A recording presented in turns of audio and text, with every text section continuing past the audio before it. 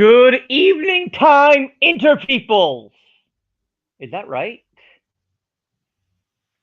Donald, is that right? Say that again, Sam. Is that how you greet people? You say Diagwit. Diagwit Keikuiltu. Good afternoon, evening, hello, members of the internet. What's going on, ladies and gentlemen? My name is Sam Nashgreen, and welcome back to another episode of Spirited by the Whiskey Somm. Today I'm joined by my friend and proper rugged Irishman, Mr. Donal O'Gallachoir. And I so butchered that. I already know I butchered that. Well, look, No matter how many times I try to say it, I butcher it. It's top marks for effort. It is a bit of the unpronounceable. My name is Donal O'Gallachoir, one of the founders of the Glendalough Distillery. So we like to make things hard to pronounce in Ireland. It's this running joke we have with the rest of the world. We like to make whiskey that's easy to drink. So we make up for it. You know what? The whiskey is pretty damn easy to drink. So, ladies and gentlemen, Glendalough is actually relatively new to, not necessarily to the States, but at least to California. They only started coming out here about a year ago.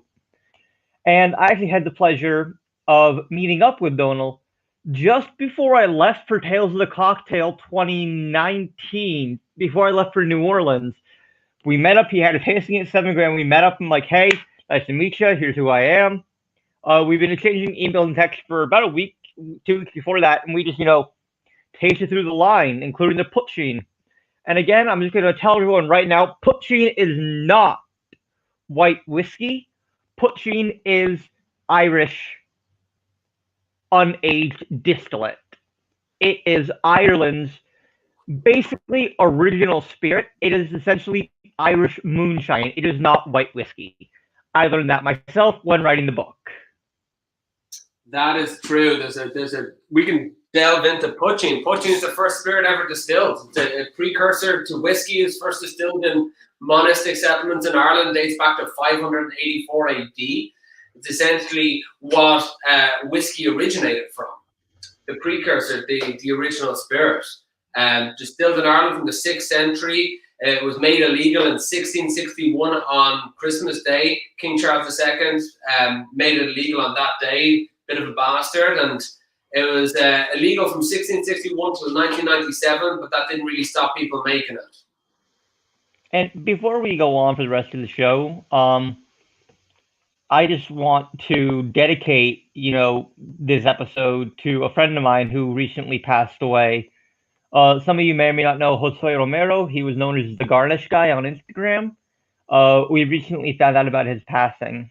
And I just wanted to send my heartfelt condolences to his loved ones and his family and, his other friends.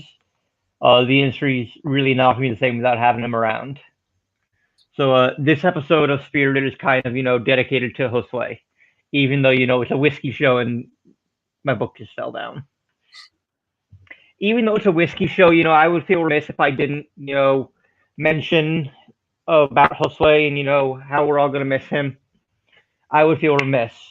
But that being said, Donal, first of all, I need a drink, so I'm going to pour myself a little bit of this while you talk about yourself. Sure thing. And condolences to the passing of your friend, and we can drink to him. Lunch.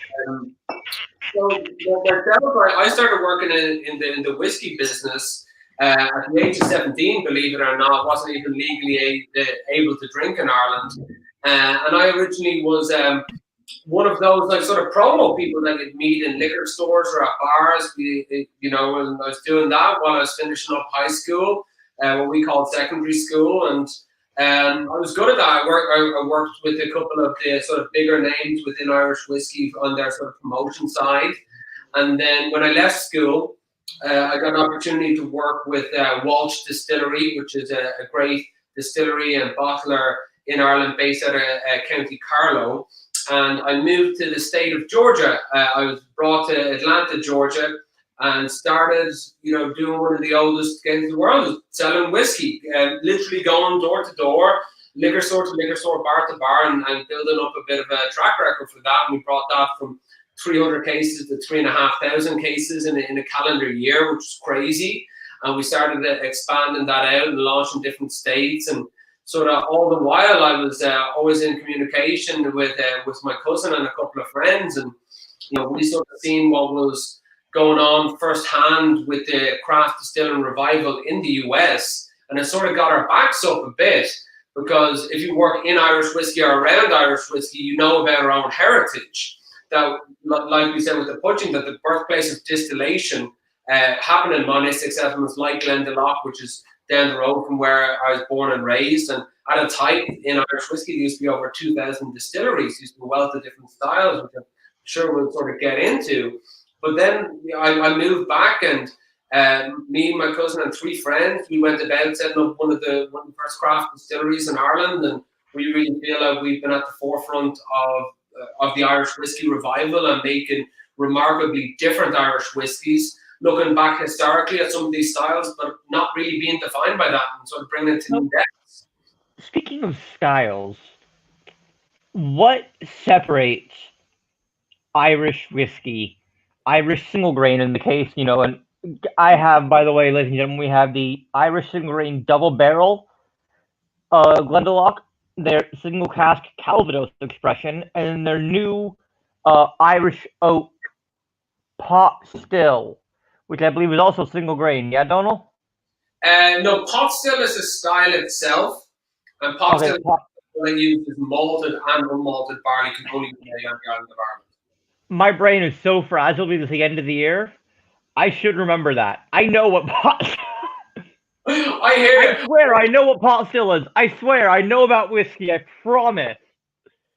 Promise. I didn't just rip that book off from Dave Brewer, Fred Minnick. No, I actually wrote that. I promise you guys. So if you're looking at what the style of Irish whiskey is, and also for anyone new to the show, if you're watching on YouTube, please leave a comment and interact and chat with us live. The benefit of YouTube is that we can talk to you live. You write a comment and it'll pop up on my screen. So to jump on that, Sam, there's I think when we're looking at what is Irish whiskey or what defines Irish whiskey, it really sort of depends how long you have, because on the technical level, there's 3 core styles of Irish whiskey. There's single grain, single pot still, and single malt. And then blended. That would be a blend of those styles. So there's 3 core styles: single grain, single malt, single pot still. Then you can have double distillation, triple distillation, or continuous distillation. You can have malted in the malting process. You can have smoking, turfing, peating, whatever you want to say within that. Which a couple of different distilleries do that within the island of Ireland, even though historically it's not as common. And then you can look at the aging process. In Irish whiskey, it has to be aged for 3 years and a day in wood. That doesn't have to be oak, which leaves a very, very cool caveat for innovations that are coming down the line with their own distillery and with a lot of the other newer distilleries. So on a technical file level, that's where you're at. Now, if you're looking culturally, you're going to, or culturally or historically, culturally in Ireland, there was unsmoked, unpeated whiskey. It was heavier, it was pot still styles, like the single pot still or pure pot still and single malt. And then more recently, after Prohibition, when Irish whiskey started trying to get itself back on its feet in the 50s, 60s, 70s, the lighter style of a blend became more dominant. And that was to compete with the blended Scotch that sort of took the place of the bigger, heavier, more robust pot still and single malt Irish whiskey styles that were dominant. Here's an interesting question. Blended Scotch has this negative connotation about it. People are like, oh, it's blended, it's not good, single malt's better. But when it comes to Irish whiskey, I've never heard anyone say, oh, it's blended, it's not good. Where do you think that comes from? Where do you think that stems from with Scotch, and why do you think Irish whiskey does not have that same stigma? Well, I think it's to answer the last, or the first part first and the last part last, I suppose. I think the blended Scotch sort of misconception, because even if you look at it, the majority of single malts are going to be blended or vatted to a degree. if not all of them, are going to have a degree of blending and value to them. But I think it's a victim of its own success, where blended Scotch was originally dominant after the Second World War, especially in the US. Then when they started to sort of bring single malts over as a higher end offering and say this is a more luxury, this is a more sit down, this is a more gentleman's drink, I think there was always that sort of premiumization level to it. So I think that's a victim of its own success. You know, when we set up the distillery, about 95 plus ish percentage of Irish whiskey sales were blended. We at the distillery don't do any blended Irish whiskey, so everything we do is singular in style and barrel by barrel aged and non-chill filtered. So we wanted to sort of book that trend of what Irish whiskey was known for, which was lighter, brighter, and sort of at a core having more of a sweeter component. But that said, blended Irish whiskey is the biggest chunk of Irish whiskey sales. It's where most people become familiar with Irish whiskey, and it leaves a great opportunity to do what we're doing right now, to talk about pot still Irish whiskey, to talk about single malt and single grain, and show that variety of styles and then flavor profiles that are built on top of that. Pot still is getting massive. I mean, you have Finan O'Connor, who literally wrote a book about pot still Irish whiskey and the history of pot still Irish whiskey. And now he has a research grant to look further into it and go back even further. That's massive. And he's actually partnered with some friends of ours at the Boyne Distillery, where they're taking historic mash bills and distilling his historic mash bills, but not his personally, but his that he's researched. So they're actually in the process of doing that in this coming year. So if you look at some of the use of oats, some of the use of rye within Irish pot still and Irish single malts, they always had a percentage of a breaker crop. So 5 to 10% of oats or rye or what have you. So even a small bit of wheat as well was used within historic distillation within Ireland. So you can get as nerdy as you like.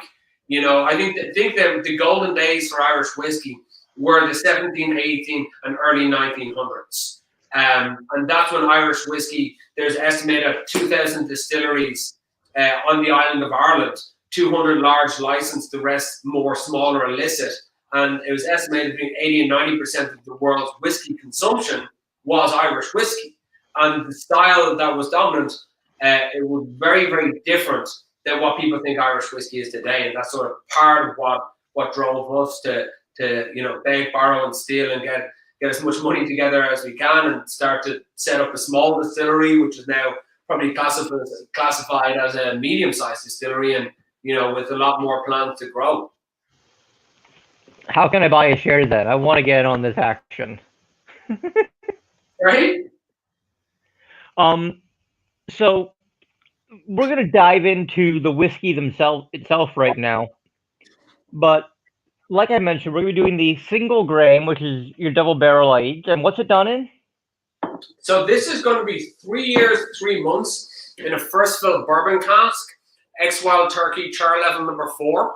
And then those barrels are going to be transferred over to an Olorosa sherry cask from Montilla in Spain, which is also our first fill. Single grain in style, so single distillery grain whiskey. And single grain whiskey actually originated in Ireland with Aeneas Coffey, who used to chase around illicit distillers, used to chase around poaching distillers, developed the coffee still and the single grain style. And this style, released by itself, was completely overlooked within Irish whiskey. And sorry, please go ahead, Donal. It's light and bright, and it picks up it sucks the marrow out of the cask. It's really beautiful. It takes all of the characteristics of that cask in very, very short periods of time. Gotcha. That's what I'm sipping on right now, actually, and I pour myself, like right around to here, and I'm just slowly sipping it and really enjoying it. Then we're gonna go to the Calvados cask, which, how long is that a finish? And I'm assuming it's a finish in Calvados, not an entire maturation. Yeah, so this is not a standard release for us, and it's actually not available in the US as of yet. So we're doing a number of single casks We do a Calvados, a Burgundy Grand Cru, and a Madeira cask.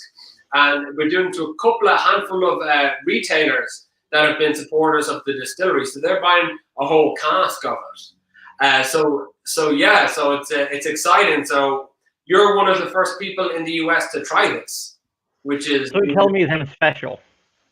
You are special. Oh. And then we're going to go on to the single pot still. Now, I saw Anand Rao in the comments. Anand is a dear friend and great supporter of mine. You know, he really enjoys the content I've been putting out. And he is one of those guys that he hears me talk about something. He's like, ooh, that sounds good. And goes out and buys a bottle. So he is the kind of guy that you want on your brand. And he says he loves a double barrel. Do you produce anything in Marsala cask yet? Or at least partially done in Marsala casks? Unfortunately, we do not as of yet. We do have some Marsala casks at the distillery, and I think there's some experimental stuff that we have aging in it, but not anything that will be a bigger release. But we do have probably closest to that in my little theatre office here, is our triple barrel. Well, what we used to call our triple barrel, which is... So what you're telling me is that Anna and I are going to book a ticket to Ireland. We're going to go down to County Wicklow. We're going to go to the Glendalough distillery. We're going to say Donal O'Gallachoir sent us, and that he told us we could drink out of the Marsala casks. There you go. There you go. I think we could make. And they might not throw us out. Well, it's very funny. We used to get a lot of unannounced visitors at the distillery, and our master distiller Rowdy wouldn't be renowned for having patience as much. And yeah, the sort of last straw was when a bus full of Japanese tourists rocked up, not a lick of English in anyone, and they all just walked into the distillery as he was distilling, and it was just somewhat of That's not good. a shit show. So now all of our tours of the distillery are by appointment only. So if you give me heads up, I'm sure we'll make it happen. Anand, you hear that? We're going to Ireland. And he got very excited about the triple barrel. I know that's not on our roster today, but you want to just tease him a little bit and talk to him a little bit about that one, Donal? Initially, we did a triple barrel release, and it was for like 5 retailers in the Northeast. And it was the double barrel. It was 3 years in bourbon. It was 1 year in Olorosa sherry. Then it was 9 months in Madeira casks. I need that in my life. It was very good, but we did it. We have a newer iteration of that, and that's the bottle that I was showing, and that was. It's now. Here, let me follow you for a second. Why don't you show it off? This is a newer iteration of it. It's part of our single cask, and now bourbon 3 years, and then a solid year in the Madeira cask, and it came out beautifully. And I'll just show you something here. That's a 4-year-old whiskey, and that's the color of it. It's all down to the Madeira casks. It is remarkable, and the single grain style, because as I said, it absolutely sucks the marrow out of the cask. It gets all of that characteristic, gets all of the color, gets a huge amount of the flavor over shorter periods of time, especially with our double barrel and the single grain style. What we wanted to achieve with this whiskey, and I think we nailed it. I might be a bit biased on it, is we wanted something that was light and bright, that had that initial sweetness that would appeal to people who've maybe only tried blended Irish whiskey, but that delivered so much more that got them honing in their palate and saying, what am I tasting? Why am I tasting it? And when I taste this whiskey, it's all bourbon cask dominant up front. It's this butterscotch, this toffee, this vanilla, this honeycomb. But right around mid palate, it completely changes. Gets into this dark cherry, fig, tannin, this almost even deeper tobacco note. And it gets this richness and this complexity that you typically do not think when you're thinking of a lighter whiskey. So we jokingly call this a gateway Irish whiskey. It gets people off being a brand name Irish whiskey drinker into being an actual Irish whiskey drinker interested within the category and wanting to know more. One more on it is it actually got voted best Irish whiskey under 7 years at San Francisco World Spirits, which we're extremely proud of, and thank you very much. And I think that's what really put it on the map. For a lot of Irish whiskey drinkers, because it's when can we expect to see that in California? Sorry? When can we expect to see the new triple cask in California? With the single cask offerings, we're looking to have them in and have, so that'll be sort of February, March. They'll be in market for OND next year, is what we call October, November, December. So depending on what retailers pick them up, but we're starting to have presentations, in the run up to St. Patrick's Day, where we sit down, have all of our cask samples, take the retailer through, the different casks, the Burgundy Grand Cru, the Calvados XO, and the Madeira cask. So I'll have to keep you updated on that, and I'll link you up with our local guy, Mike Gardner, who would be sort of running those, who are doing a lot of virtual stuff around them as well to actually take people through it. Please, I'm pretty sure Anand will come to your house and steal it from you if he doesn't get a bottle. That's no problem. Hey, open up! I need that, please. We can definitely arrange that, because the liquor stores are buying a whole cask of it, and that's equating to about, what is it? It's equating to about 60 cases, 6-pack. 6 to 12 6-pack. Okay, so about 30 12-pack. A little bit less than 400 bottles. So we kind of got off course here a little bit, which isn't a bad thing. First and foremost, I want you to tell us, who is this on your bottle? So this Bear Grylls looking character, that's St. Kevin. So St. Kevin was born into nobility in Ireland in the 6th century. He was supposed to be the next king of a big area around Dublin. But he had this sort of wild independent streak, didn't want to go this path in front of him, wanted to carve his own way in the world. So he goes over the Wicklow Mountains, where he's doing a bit of soul searching. He gets to one point at the top of the mountains where he looks down and sees these 2 pristine lakes, and it said he was drawn to them. And the second he went in between those 2 lakes, he became religious. And because of his strength of character, his charisma, and his preaching, everyone in the locality wanted to live around that holy man. And to this day, between those 2 lakes is a 6th century monastic settlement called Glendalough. And as I said, I was born and raised 8 miles from there. The story that's depicted on the front, on that image, is St. Kevin and the Blackbird. So St. Kevin used to pray up to his waist in ice cold water in the lower lake, with his hands upstretched towards the heavens, because monks were into that type of thing at the time.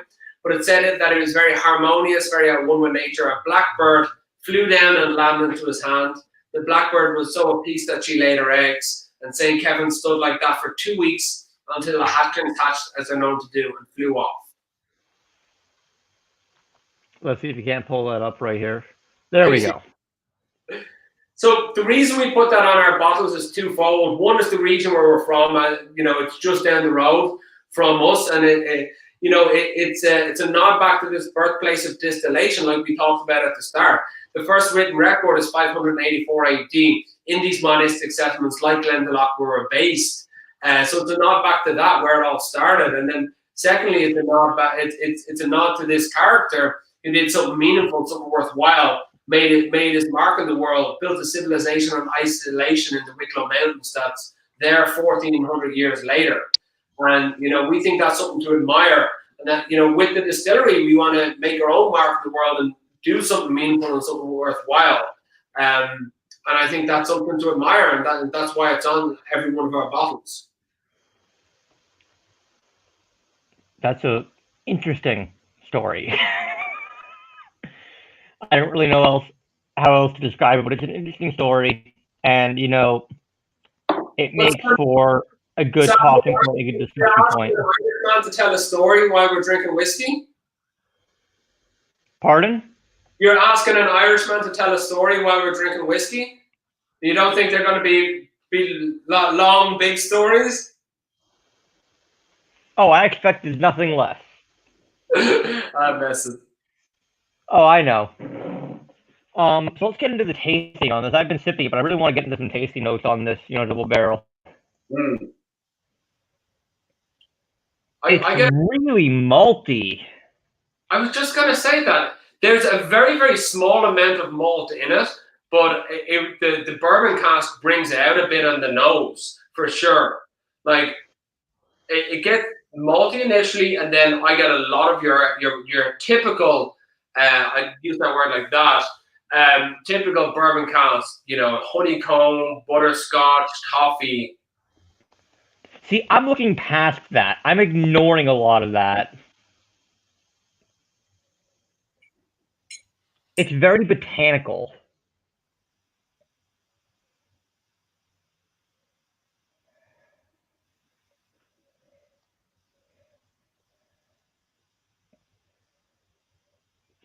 Anand says, and that is why we are here, to listen to long, big stories.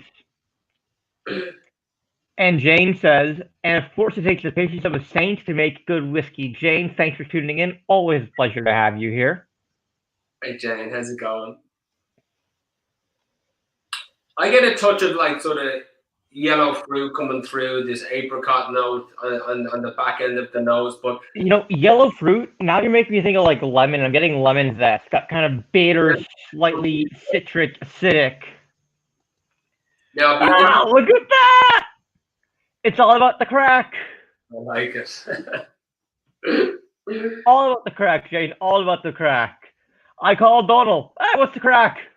Crack's mine. So crack is this word that is used. It comes from the Gaelic, and crack just means a good time. Like we're having the crack now because we're sitting, we're drinking whiskey. We're having a grand crack. Right. See, it can be used in a lot of different settings. So you can say, "What's the crack with that?" Which means like, "What's going on with that?" Where's the crack? Where's the party? You can use what's it. The crack? How you doing? What's new? What's going on? What's the crack? Yeah. It can be used in a variety of different settings. Welcome, John. Good to see you. Thanks for tuning in. Yeah, I mean, I get that honey. I get the vanilla. I get, I get like that chocolate coated honeycomb candy, Mm. Where this all changes is in the palate. It's in the mid palate.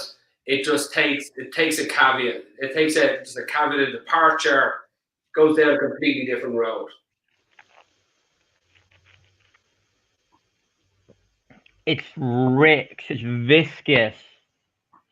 It's mouth filling. So it's 100% single grain double barrel aged. What grain are we looking at here? Malted barley distilled in the column still? So in Ireland, this is going to add more complexity to it. In Ireland, single grain whiskey it's a single distillery grain whiskey, and grain whiskey is from the coffee or the column still. So this is actually from 2 grains. It's from malted barley and organic corn. Interesting. You're using corn. Mm-hmm. And it's interesting on the nose, and I get the very, very same note. This malty characteristic on the nose. There's less than 10% malt in this. So what? You're using 90% corn, 10% malted grain? It's roughly in and around that ratio. It's very, very low in the corn.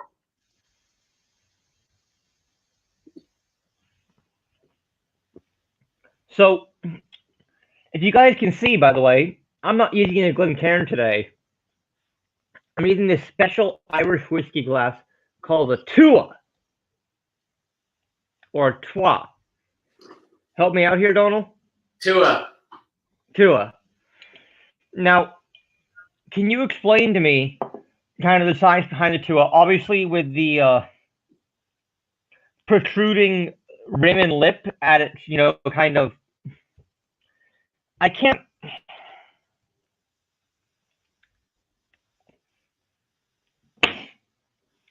fucking speak today. I don't know if you guys can see this. Let me solo my layout for a second. Oh, cool. The way, let me hold it right here. Yeah. The way the lip comes out is it goes like this and then it kind of curves back. So if you're going from the base of the glass, it goes from wide, it tapers up and then it billows out a little bit. And that's going to help with the way that it does that. That's going to help place it directly on the center of your palate. And for those of you who don't know, you always want to try and aim for the center of your palate, skip the front palate, go for mid and back palate, because that's actually where a lot of the flavor is going to awaken at. It's going to really, that's where most of your taste buds are, I guess. So I don't know if you know the science behind it, but that's where you want to aim to put the whiskey to get the most flavor and skip some of the bitter, peppery, spicy notes that come from the front palate. I would agree, and a couple other notes on the tour glass, which I really like, is just how you can hold it. You can hold the tour glass without actually having to have your fingers touch the base of where the actual whiskey is within the vessel, so it doesn't alter the temperature quickly. So if you're doing tasting notes, it's a great glass to have. Additionally, the sizing of it and the shape of it, I think it's great for nosing. You can get the bottom, the top, the side, and I think just the shape of it just leads it to just beautiful for nosing. Let's move on to the Calvados now. I'm really excited about this one. So, Calvados, like Donal was saying earlier, is actually not available proper in the US yet.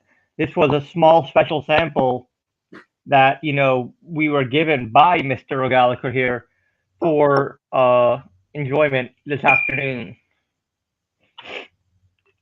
And this is Calvados XO, so that's 6 years plus that the Calvados has been in the cask. The casks are French limousine oak, which has, you're looking at more tannins and tight grain. Whoa. Yeah. Slightly tart apple comes through. It's light. Dude, I see that on the nose right away, that green apple.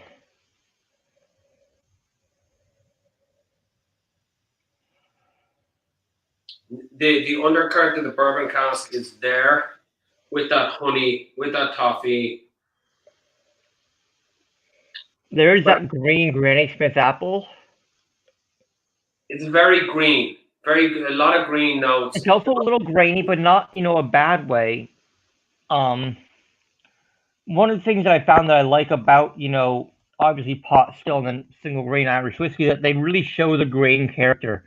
The way they're distilled and then aged and cut to proof, they're intentionally showing that grain character. Sometimes it shows it a little younger. Like the single pot still, it's delicious, but it shows a little young. And we'll get to that in a few minutes when we get to that whiskey. But that's one of the things I do is respect and appreciate about Irish whiskeys, that does, show the grain that it's distilled from a little bit.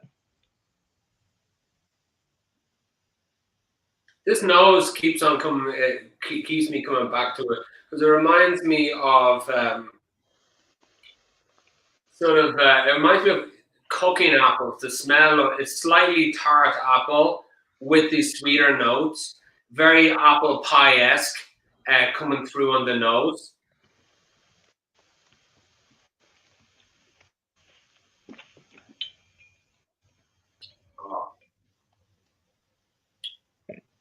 I don't see it.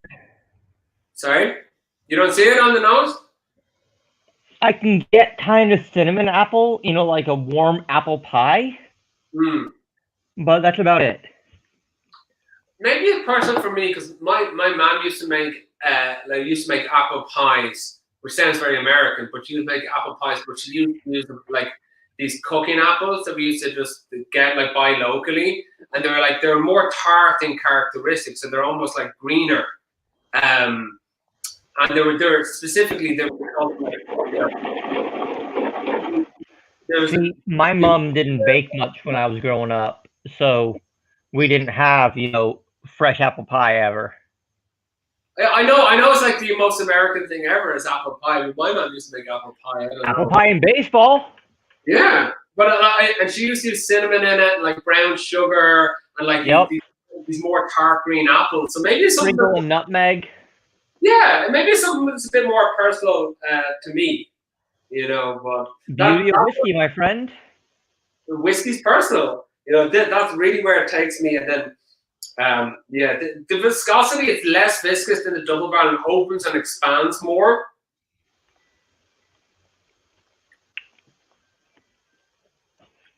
On the palate, honestly, this is just so bitter and tannic. And I gotta say, I'm not a fan of this one.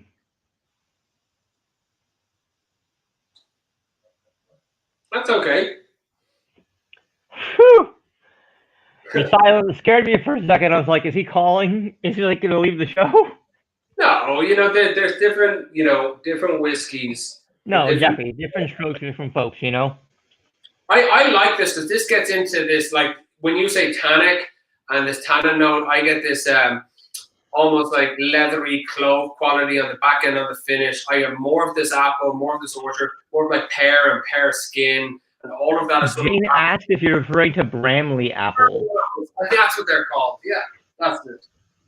We call them cooking apples growing up. Bramble apple, yeah. I think what is that me or you, Donal? Sorry? Because I have internet issues sometimes. Okay, can you repeat that, Sam? Was that me or you? I think it's at your end. I have to fix the internet here. It's terrible. This happens every week. Oh, no worries. It just, you froze for a second, and I could still see myself moving. But I was going to say, like, what I like about this and the other two single casks is they all couldn't be more different from each other, and it shows how with the single grain style you can drastically deviate it with a year in a different cask. Like drastically take it to a completely different realm. And I like the flavor here, and it's very almost nostalgic for me, as I've sort of said. And I like this very, very appley, peary note with this clove and with this spice and nutmeg, and then with all this undercurrent of that bourbon cask sweetness. And we're really happy with how it came out. But it's not for everyone, and every one of our whiskeys is extremely different to the next whiskey, and we're definitely going to see that with us still. Insanely different. Well, from the work that we've done with Mizunara in our single malts, from the stuff that we've done with Irish oak, from the poaching and everything. Every one of our whiskeys, if you're to map it out, gin even. Sorry? Your gin's even. Oh, the gin's even, that's completely different realm, different side of the distillery. But yeah, even our gins both of our gins that are sort of more main releases to us, they're very, very different. And if you're to map out all of our Irish whiskies that we've released on a flavor map of every other Irish whiskey, these are going to be off on islands all by themselves. And I think they're perfectly suited for the right person in the right time. So, speaking of flavor, there's a question I want to start asking all my guests on the show from here on out. And that is cilantro. What side of the table are you on?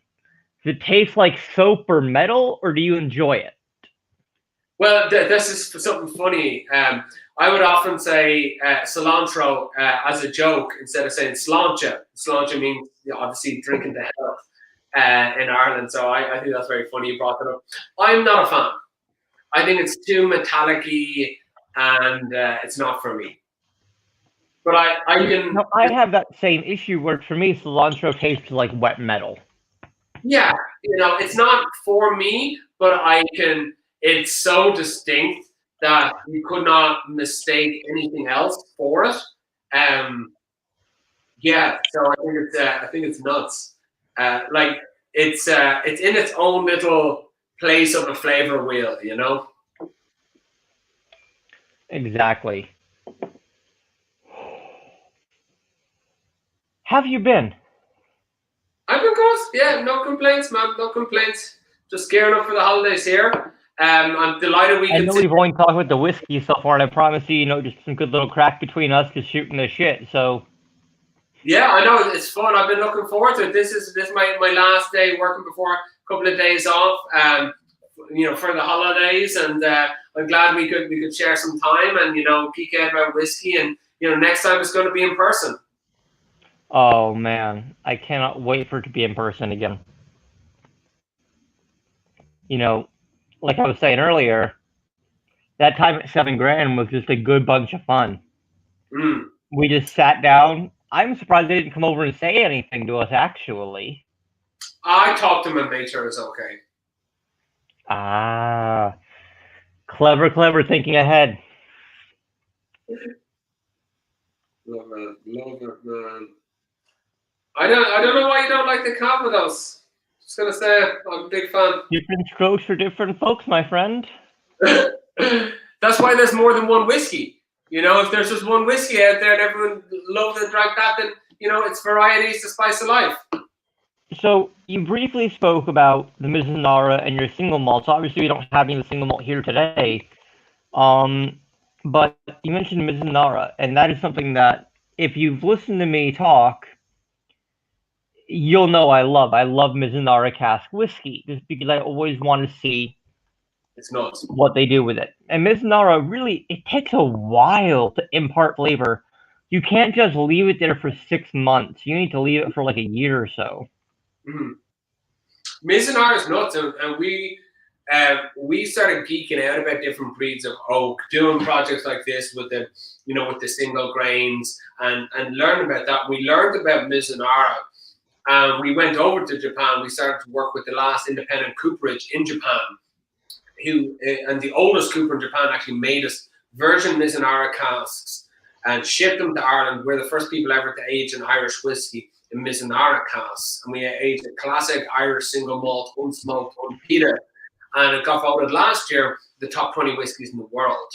And the way the Irish single malt style and the Mizunara interacted was beautiful. The tropical fruits, mango, pineapple, sandalwood, honeycomb that imparted on the malt-driven single malt. It was amazing. And Mizunara, the trees themselves, take between 300 and 500 years to grow. They don't grow at least 3, yeah. They don't grow straight. And the thing is that they don't grow straight. They bend and twist and knot because they're growing on the sides of the mountains in Mongolia and Japan. Yeah, and the Latin word rather for Mizunara is Quercus mongolica. Quercus mongolica crispula. Yeah, so Mongolian oak, and Mizunara is actually a term in Japanese for waterwort. So Mizunara on a chemical level has the highest level of moisture than any other oak. You can actually indent your fingernail into the oak, and it's prone to leaking, prone to cracking, and no one should ever really make a cask from it ever. But the only reason that the Japanese even did so was they couldn't get bourbon casks after Prohibition, and they started to because of a trade embargo, they started to chop down. After the Second World War, rather, they started to chop down their own indigenous oak, and so it became very, very skillful to actually build casks from it. I don't think there's another cooper in the world that could work with Mizunara that isn't a Japanese, born, bred, apprenticeship, and everything in Japan. Like you said, Mizunara is so hard to cooper. It's literally the hardest oak in the world to cooper. And obviously, like you said, it's soft, so it's not hard, like physically hard. It's hard, like difficulty level. I was just gonna say because of the fact that it knots as well. You can't really just go, straight. You got to worry about those knots. When you're building a barrel and you're making barrel staves, you don't want a knot in the middle of your stave. It's gonna compromise the structural integrity. Yeah. No, that's funny. It's an oxymoron. It's like it's the hardest wood to cooper, but it's the softest wood. Very true. So let's move on to the pot still now. Oh, for sure. And like, no, please go ahead. Well, I was just going to say that, like, all of these projects that we did, and learn about limousine oak, and learning about Quercus alba, Quercus robur, and Mizunara, it led us to look at our own indigenous oak, which is Irish oak, which is Dargalda, which is this is what we use for this project. It's actually a project. It's a project. What would it be in Latin? Sorry? If it's Dargalda in Gaelic, what would it be in Latin? It is a subspecies of Quercus robur, and it has a Gaelic name for it. So it's your Latin name for it would be Quercus robur, but it's a subspecies within that. Same way Limousin. Like Miznara's Mongolica crispula. Mm-hmm. Yeah, you know, even an example would be that Limousin oak is under the Quercus robur family. But Quercus robur really just refers to European oak. Yes. And same way, like Quercus alba refers to American oak. Exactly. Usually, when we say Quercus alba, we're referring to American white oak used for bourbon barrels. It's Quercus alba barrels, new charred American white oak. Mm-hmm. And Quercus robur, we're referring to new charred European oak. Possibly sherry casked. Mm-hmm. Yeah, no, for sure. Real quick, actually, I want to totally divert subject for a second. Yeah, sure. I want to talk about, Irish whiskey and Irish whiskey education. Because for Scotch and bourbon, there are constantly, teachers and classes popping up, and, there are books popping up on Scotch and American whiskeys. But I don't see any, schools except for the Middleton Academy talking about Irish whiskey. Nothing, no, classes, no, educational programs dedicated to teaching and dispelling and talking about Irish whiskey. Why is that? And, do you think there'll be anything like that in the future? Well, I'd probably put it to you like this, and when we set up about a decade ago, there's 3 large distilleries in Ireland. That was it. And then there's rumblings of newer distilleries starting and that type of thing. Right now, there's about 35, maybe 36 distilleries in the island of Ireland. It's said within the next 10 years that Irish whiskey will outsell Scotch whiskey. And, so all of these things have started to come. So you mentioned Finian O'Connor with his book on single pot still. That's a newer book. That's been in over the last couple of years, probably 4 or 5 years ago. There is a number of books on Irish whiskey, but I think there is a gap in terms of literature between what's available for Scotch or bourbon compared to what's available for Irish. But you're starting to see this with, the growing popularity within Irish whiskey and the growth of the category, that there's more resources becoming available. So it's almost like the popularity has to get there and then the resources come in afterwards. So it's getting there. I would have a frustration when you look at I got a CSS years ago, or your Certificate of Spirit Specialist from the Wine Educator Society, and you look at some of these accreditations, and a lot of them will overlook Irish whiskey and some of the complexities that we're getting into now in terms of pot still styles, in terms of even the technical file of what is classified as Irish whiskey. So I think there's a bit of a gap there, but I think it's changing. I wouldn't be surprised if there's a lot of people that are looking at, that are in the process of writing books within Ireland on the subject of Irish whiskey. That's a good answer. I do wish people would not skip over Irish whiskey and the complexities of it. And they're more subtle complexities, I feel like. Yeah, it sort of depends. I think the biggest misconception, a couple of the misconceptions that I see, and for many years now, I've been out trying to get in front of as many whiskey drinkers, bar owners, liquor store owners, and talk about our offerings and why our offerings are different. I would never say superior. I say these are different. These are why they're different. This is what we're going for with this, or what have you. But a lot of people think all Irish whiskey is triple distilled. That's a misconception. And they think all Irish whiskey is blended. That's also a misconception. So to address the triple distilled myth real quick, that came about. It's not even a myth. Irish whiskey is triple distilled, not all of it, but a portion of it is. And that came about because there was taxation on not on the output, but on the ingredients going in, on the barley being used, on the malted barley, right? Yeah, there is. That's actually how the pot still style came about. We can get into that. That's how the pot still style started, but also they weren't taxing output. Irish distillers were like, well, we might as well just, triple distill if they're not going to tax how much we put out, or they're going to tax, whatever it is the same. So we are starting to run down on time, because I talk quite a bit, and I'm very sorry. So I'm going to give you the floor, sir, to talk about the pot still and Irish oak. That'd be perfect. And do you know what I should do first, in terms of sort of linear style? I talk about style. So this is a pot still whiskey, and we've been up and back about this. So pot still is a style of whiskey that can only be made on the island of Ireland. It's geographically protected, and same way your bourbon can only be made in the US. And it's the quintessential style of Irish whiskey. It came about by tax evasion from the English. So in the 1700s, Irish single malts were dominant, no smoke, no peat.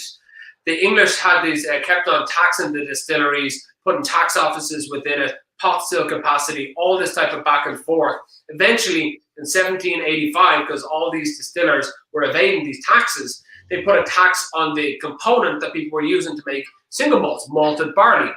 1785 tax on malted barley. So this led distillers to innovate and start to use different grains, and they started to use unmalted barley or green barley with their mash.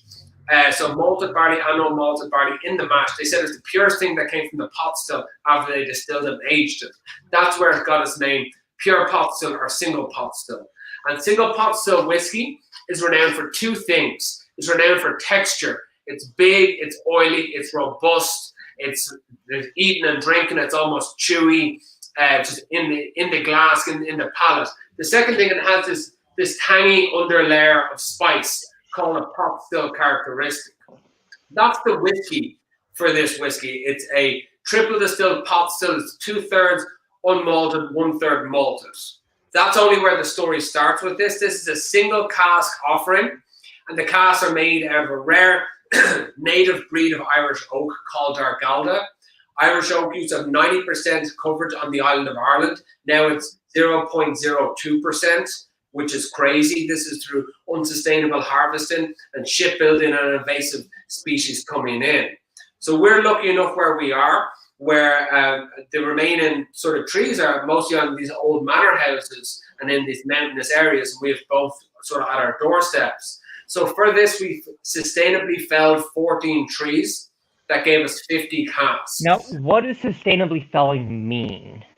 So I'm glad you asked that, and that's a great question. So for every tree that we actually take down, we plant 7 more. And the way that we take down these trees is in continuous forest coverage management system. So essentially what that means is we go into the forest, we choose the oldest trees that we can find in a grouping. So we want to pick trees that are most at risk of falling down. Additionally to that, we want to pick them to develop a clearing, so 2, 3, 4 in an area. So, and then we'll fell those trees, take them down. That will allow the sunlight to hit the forest floor, and that's where we'll plant the saplings. So we can actually set this species up for success, because we want to be using this breed of oak for years and years and years. So every single bottle is actually traceable back to the tree it comes from. So you'll be able to see that there. And you can actually go online, type in the details. If I can zoom in here. Yeah, sure. I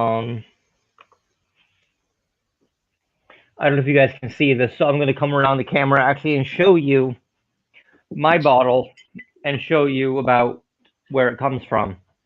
So we have documented this whole process. Documented the whole process. It's going to say the cask number, the tree number, the batch number, the bottle number. So if you type that into the link on our website, it'll show you how we took this tree down, half it, quarter it, staved it, how we built the barrels, how we toasted the inside and filled it with whiskey, and then took that whiskey out as well. So true traceability back to the tree. additionally, Irish oak itself is a very fast-growing species of oak due to the climate and the growing season within Ireland.